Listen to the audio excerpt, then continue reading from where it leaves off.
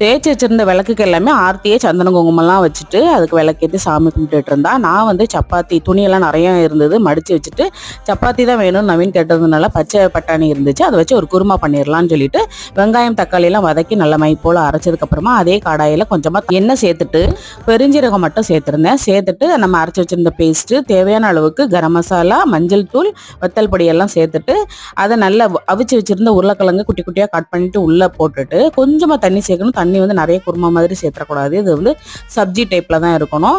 நல்ல அது வந்து அவிச்ச உருளைக்கிழங்கு எல்லாம் வதக்குனது எல்லாமே போட்டதுனால குயிக்காகவே வெந்துடும். வெந்ததுக்கப்புறமா ஃபைனலாக கொஞ்சமாக தேவையான உப்பும் சேர்த்துட்டு கொஞ்சமாக கசூரி மெத்தி நான் போட்டிருக்கேன். நீங்கள் வேணும் அப்படின்னா மல்லியில் கூட நீங்கள் போட்டு எடுத்துக்கலாம். போட்டதுக்கப்புறமா ஒரு 5 நிமிஷம் மட்டும் கொதிக்க வச்சுட்டு எடுத்திங்கன்னா சூப்பரான குருமா ரெடி ஆகிட்டு. பச்சை பட்டாணிக்கு பதிலாக காஞ்ச பட்டாணி இருந்துச்சுன்னா நைட்டெல்லாம் ஊற வச்சுட்டு உப்பு போட்டு அவிச்சிட்டு அந்த உருளைக்கிழங்கோடையே சேர்த்துக்கலாம். ரொம்ப நல்லாயிருக்கும், சப்பாத்திக்கும் பூரிக்கும் ட்ரை பண்ணி பாருங்கள்.